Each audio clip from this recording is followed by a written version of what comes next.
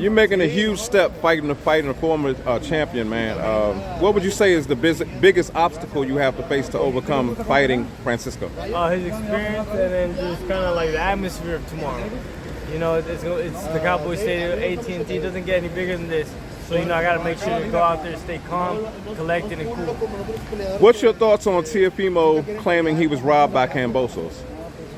I think, honestly, I personally think he lost. You know, he fought a dumb fight. They didn't really have a great plan, I don't believe. But I don't know what to say. He sounds kind of foolish. He also said that this was all a setup for Haney versus Kambosos, even though that's happening on ESPN, not the Zone. What do you attribute to this false sense? I don't think so, because Haney's now with Top Rank, so that makes no sense. And ESPN's involved and all that, so I don't believe it. I just think he's trying to come up with excuses.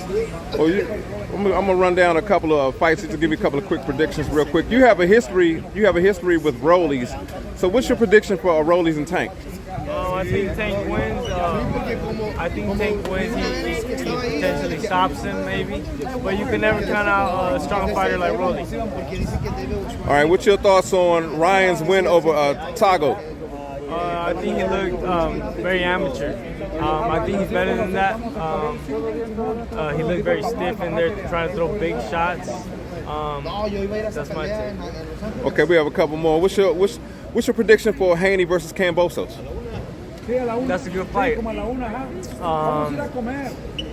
Two great fighters. It's gonna be a close fight, you know, but I think Haney edges it off.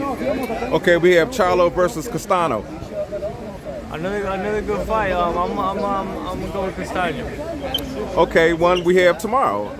You got Errol Spence versus Ugas. Both great fighters. I like both fighters, but Ugas, he tends to shine in moments like these, you know, when they give him tough opponents.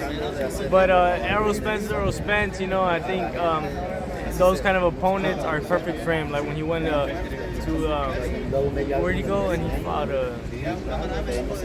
Europe? Do you went to Europe? Yeah. What's his name? Kilbrook. He fought Kilbrook. He shines in moments like this, and I think tomorrow will be another night like that for him. Okay, Canelo versus Bivol.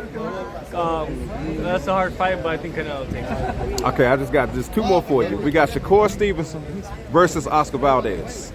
Oh, that's a good fight. Great fight, man. I've been kind of back and forth, you know. But Shakur's a great boxer, great technician. You know, Oscar's Mexican. You can never count a tough fighter and experience like Oscar, but Shakur might edge it off because, you know, he's just a little bit better of a boxer. All right, well, I'm going to go ahead and let you go, man, but what do you got to say? What do you want to leave to your boxing fans around the country, around the world? You know, what do you want to say to boxing fans in general? Just tune in tomorrow night. Make sure you get your popcorn early. You know, it's going to be a good fight. It's going to be blood from the first to the end of the round.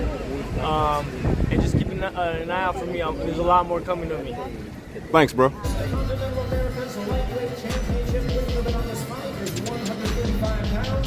Here is the former Olympian, former WBC Super Featherweight World Champion Francisco El Bandito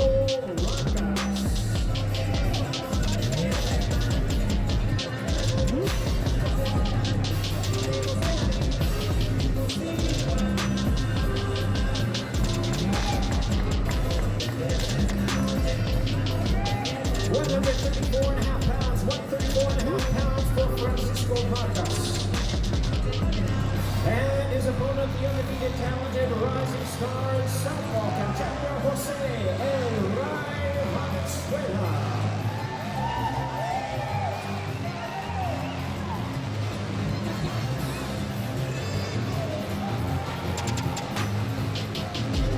One every 34 3/4 pounds, 134 3/4 pounds for Jose Valenzuela.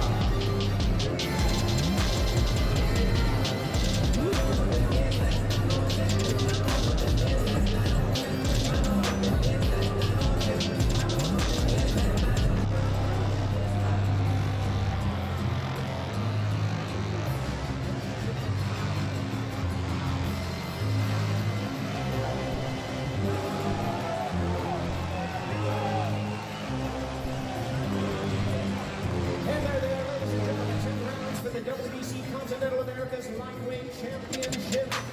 Jose El Rayo Valenzuela versus Francisco El Bandido. Further fighters bound representing the home country of Mexico. This will be a